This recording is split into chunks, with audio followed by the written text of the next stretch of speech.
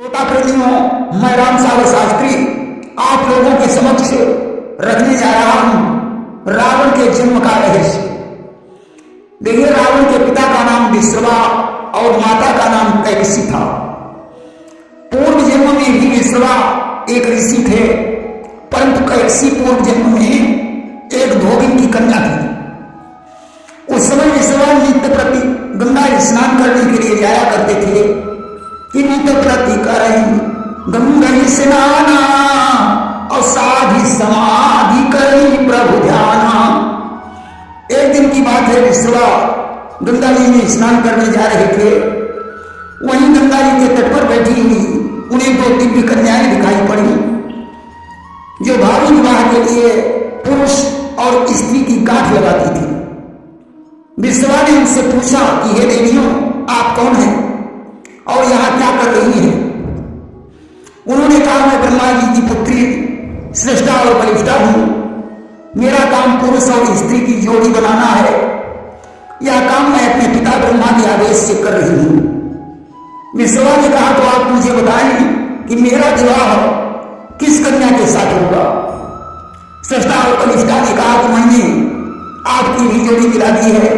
आपका विवाह एक धोबिन की कन्या के साथ काशी में होगा। अब तो ऐसा शब्द सुनकर विश्रवा उदास हो गए। उन्होंने कहा, देवियों, मैं उस कन्या को कैसे पहचानूंगा? शिष्टा ने कहा, हमारी छोटी बहन बलिष्ठा आपको उस कन्या की तस्वीर बनाकर दिखा देगी। उसे देखकर तुम पहचान लेना कि यही मेरी धर्मपत्नी बनेगी। बलिष्ठा ने उस कन्या की तस्वीर बनाकर दिखाई। अब तो विश्रवा ने मारे क्रोध के स्नान भी नहीं किया, भाग खड़े हुए उस धोबिन कन्या को ढूंढने के लिए। काशी की गलियों में घूमते घूमते उन्हें काफी समय व्यतीत हो गया। तब उन्हें एक कन्या दिखाई पड़ी। विश्रवा ने उसी तस्वीर के हिसाब से समझ लिया कि यही कन्या है। अब तो उसे मार डालने के लिए मौका ढूंढने लगे। मौका पाकर उन्होंने उस कन्या का हरण कर लिया और तलवार से उसके टुकड़े टुकड़े कर दिए। एक मंजूसे में बंद करके गंगा जी में प्रवाहित कर दिया। गंगा जी के उस तरफ ऋषियों का आसन था। उन्होंने मंजूसे को बहते हुए देखा, निकाल लिया और कन्या के टुकड़े देखकर अपने तपोबल से जान लिया। ऋषियों ने तपस्या के बल से उस कन्या को जीवित कर दिया। कन्या की सारी याददाश्त खो चुकी थी। संतों से आसन पर रखकर उसकी देखभाल करने लगे। संतों ने विचार किया कि इस कन्या का विवाह किसी ब्राह्मण पुत्र के साथ कर देना चाहिए। आज तो संतों ने विश्रवा के साथ उसका विवाह कर दिया। विश्रवा बड़े प्रसन्न हैं। अब तो उन्हें अभिमान हो गया कि श्रेष्ठा और बलिष्ठा ने धोबिन कन्या के साथ विवाह की गांठ लगाई थी, परंतु मेरा विवाह तो ब्राह्मण कन्या के साथ हो गया। आज गंगा के तट पर पहुंचे। ईश्वर की इच्छा से उन्हें गंगा के तट पर श्रेष्ठा और बलिष्ठा के दर्शन हो गए। विश्रवा ने कहा, देवियों, आपकी बात तो झूठ हो गई। आपने कहा था कि तुम्हारा विवाह धोबिन कन्या के साथ होगा। मैंने तो उसे मार डाला और ब्राह्मण कन्या के साथ विवाह कर दिया। श्रेष्ठा और बलिष्ठा ने कहा, विप्रदेव, ये तुम्हारा भ्रम है। हमारे द्वारा लगाई गई गांठ में बदलाव नहीं हो सकता। विश्रवा ने कहा, तो क्या ये वही धोबिन की कन्या है? श्रेष्ठा ने कहा, हाँ विप्रदेव, ये वही धोबिन की कन्या है। बोले, तो ये जीवित कैसे हो गई? श्रेष्ठा ने कहा कि जाको राखे साइया मार सके ना कोई, बाल नवा का कर सके चही जग बैरी होई। भगवान जिसकी रक्षा कर रहा हो उसे कौन मार सकता है? अब तो विश्रवा का दिमाग चक्कर में पड़ गया। भागकर घर पहुंचे, एक टीले पर खड़े हो गए और उस कन्या से कहने लगे कि मुझे बहुत जोर से प्यास लगी है, इसलिए एक लोटे में पानी ले आओ। कन्या पानी देकर आई। उसने ज्यों हाथ ऊपर उठाया, विश्रवा ने तलवार के दाग देखे, समझ गए ये सचमुच उसी धोबिन की कन्या है। पानी पीना भूल गए। बोले, मैं तेरे हाथ का पानी कदापि नहीं पी सकता हूं। आज दरबार छोड़कर भाग खड़े हुए। कहां पहुंचे? नैमी से विख्याता अवति पुनीति साधक सिद्धिदाता पहुंचे तहां सुदीप सुजाना और करण लगे तप धरि हरि ध्याना। नैमिष में पहुंचकर तपस्या करने लगे और इधर उस कन्या हाथ में जल का लोटा लिए हुई खड़ी रही। काफी समय व्यतीत हो गया। धन्य है उस पतिव्रता को।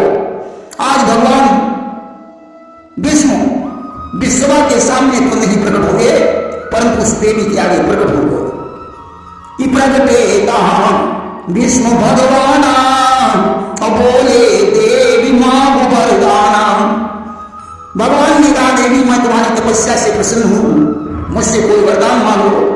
कन्या ने कहा प्रभु मुझे और कोई वरदान नहीं चाहिए, हमारे इस लोटे का जल हमारे पतिदेव पान कर ले, मैं तो बस इतना ही मांगना चाहती हूं। भगवान विष्णु ने एवं अस्तु कह दिया कि जाओ ऐसा ही होगा।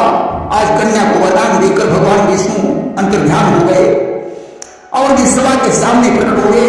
बोले वत्स तुम्हारी तपस्या बेकार है, जब तक तुम अपनी पत्नी के हाथ का जल नहीं पियोगे तब तक तुम्हारी तपस्या पूर्ण नहीं हो सकती है।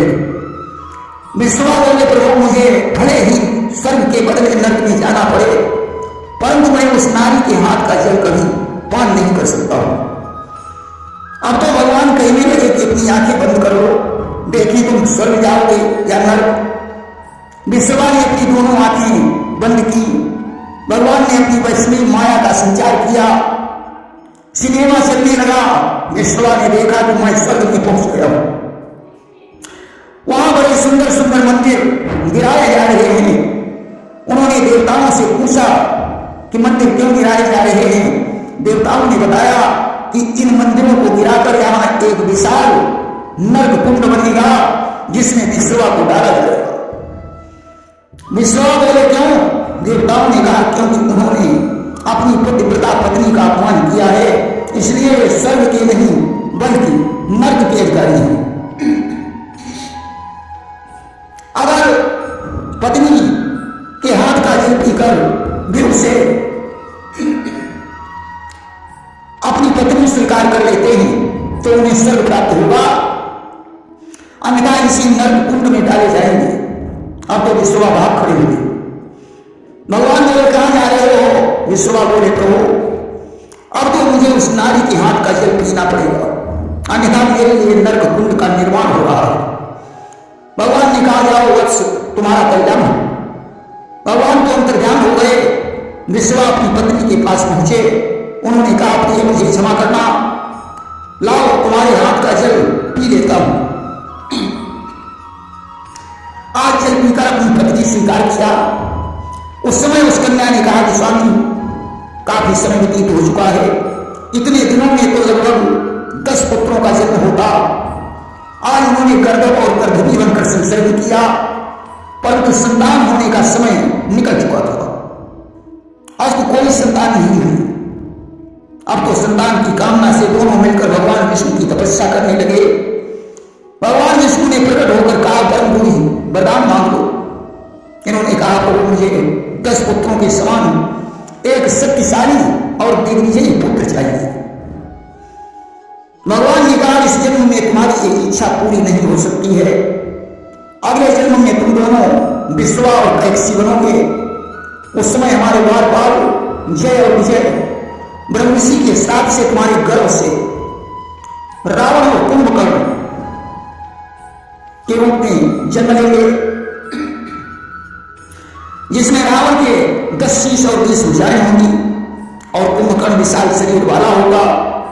आज तो उन्हीं विश्वा ने पुलस दृश्य के यहां जन्म लिया और उस धोबन की कन्या ने राजा दैत्यराज सुमानी के यहां जन्म लिया, जिसका नाम कैकसी पड़ा, जो विश्वा के पास संध्या काल में पुत्र की कामना से गई।